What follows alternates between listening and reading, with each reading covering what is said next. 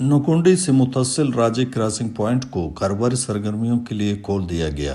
تفصیلات کے مطابق ڈپٹی کمشنر چاغی نے راجے کراسنگ پوائنٹ کھلنے کی تصدیق کرتے ہوئے کہا کہ آج سے باقاعدہ کراسنگ پوائنٹ کھل گیا ہے اور ہمارے طرف سے رجسٹرڈ گاڑیاں تیل لانے کے لیے ایرانی تیل منڈیوں میں پہنچ چکے ہیں اور یہ سلسلہ جاری رہے گا۔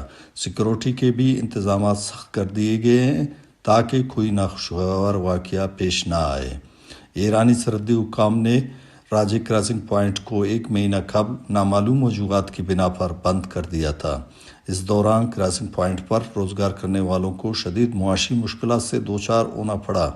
ہزاروں افراد 2 وقت کے روٹی کے محتاج ہو کر رہ گئے۔ اس دوران کاروباری حلقوں نے کراسنگ پوائنٹ کھلنے کے لیے پرامن احتجاج بھی کیے۔ ضلع انتظامیہ نے متعدد بار ایرانی سرحدی حکام کو خطوط بھی ارسال کیے۔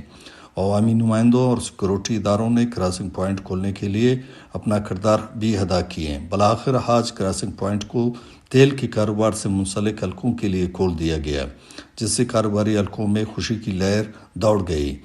وش نیوز نوکونڈی۔